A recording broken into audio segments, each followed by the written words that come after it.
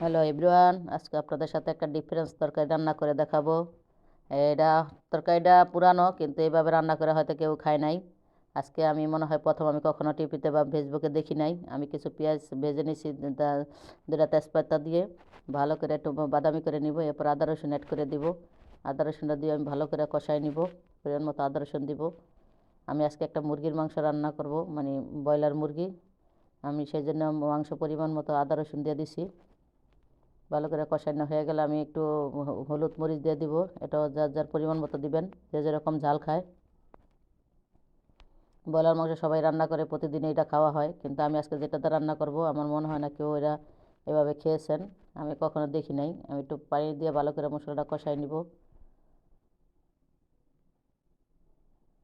তেল ওঠা পর্যন্ত অপেক্ষা করব।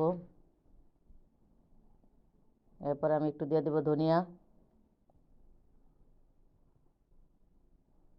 আসলে সবজি যে যেভাবে খায়, আমি আজকে যেটাতে রান্না করব কেউ খেয়েছেন কি না ভিডিওটা দেখে বলবেন।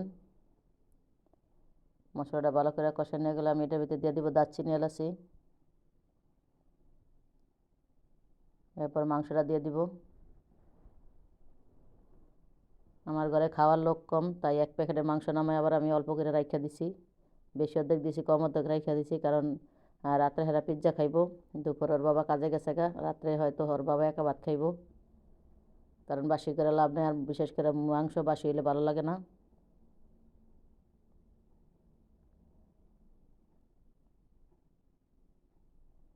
তাই সবজি দিব বেশি, মাংস রান্না করব মাংস কম সবজি বেশি।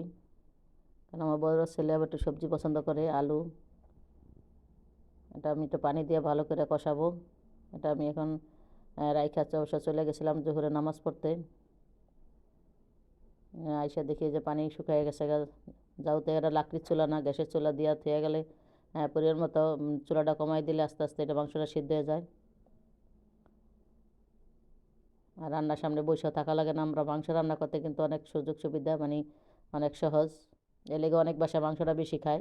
অনেকে পছন্দ করে, সেই জন্য খায়। রান্না করতে মানে সময় কম লাগে, এই জন্য খায়। কিন্তু আমার ঘরে এরা মাংসটা আবার অনেক কম পছন্দ করে, অনেক খুব কম রান্না করি আমি মাংস। আমি একটা আলু দিয়ে দিব। আলুটা দিয়ে আস্তে আস্তে একটু ঢেকে যাও, তো মাংসটা সিদ্ধ হয়ে গেছে। আমি একটু ঢেকে দিয়ে আস্তে আস্তে আলুটা কষাবো। আর এদের একটু কপি ভেজে নিছি, কপিটা একটু হালকা ভাপ দিয়ে তারপর ভেজে নিছি। এই যে আমার আজকে স্পেশাল সবজি, এটা দিয়ে আজকে আমি মাংস রান্না করব। কেউ কি এটা মাংস দিয়ে খায়, মানে রান্না করে খেয়েছেন কি না? আমি বাঁধাকপি শুনেছি, কিন্তু ফুলকপি আমি কখনো শুনি নাই। আমি যেটা ভাজা হয়ে গেলে আমি ফুলকপিটা এটার মধ্যে কিন্তু অ্যাড করে দিব। তারপর আস্তে আস্তে আলতো হাতে ভালো করে কষাবো মশলার মধ্যে।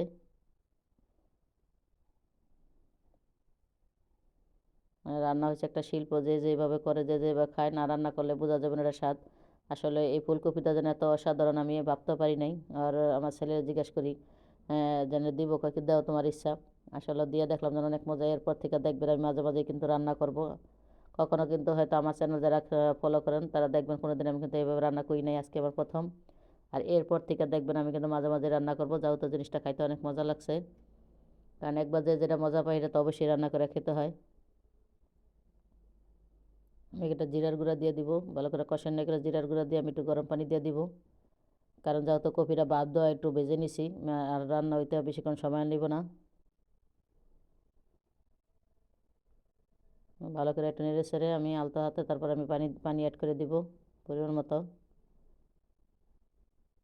সব সময় তো আলু দিয়ে খান, আলু দিয়ে খাইছি। এইভাবে কপি দিয়ে রান্না করে খেয়ে দেখবেন। আমার আর একটু কপি দেওয়া উচিত ছিল, যেহেতু আমরা মানুষ কম, এই জন্য আবার একটা আলু দিছি, এই জন্য আমি কপিটা কম দিছি।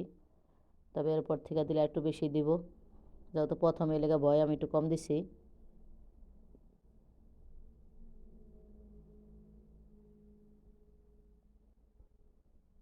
আসলে রান্না না করে খাইলে বুঝবেন না এটা টেস্টটা, এটা যে কী মজার একটা সবজি। মানে মাংস দেওয়া সব, মাছ দিয়ে রান্না করলে যে যেই মজা, এর থেকে বেশি মজা কিন্তু মাংস দেওয়া রান্না করলে। এরপর থেকে দেখতে হবে, ট্রাই করে গরুর মাংস দেওয়া কেমন হয়। যেহেতু মুরগির মাংস দেওয়া স্বাদ, অবশ্যই গরুর মাংস দেওয়া স্বাদ হবে। আমি একটু ডেকে দিব। আমার তরকারি কিন্তু প্রায় হয়ে গেছে, যত সব মশলা দেওয়া, আর আলু তো সিদ্ধ হয়ে গেছে, কপিটা তো ভাজা করা, ভাপে দেওয়া। যারা আমার ইউটিউব চ্যানেল থেকে দেখছেন চ্যানেলটি সাবস্ক্রাইব করে পাশে থাকবেন। আর যারা ফেসবুক থেকে দেখছেন একটা লাইক কমেন্ট শেয়ার দিয়ে পাশে থাকবেন। এতক্ষণ সাথে থাকার জন্য ধন্যবাদ। এভাবে রান্না করে খেয়ে দেখবেন, তারপর কমেন্ট করবেন। যদি ভালো না হয়, আল্লাহ হাফেজ।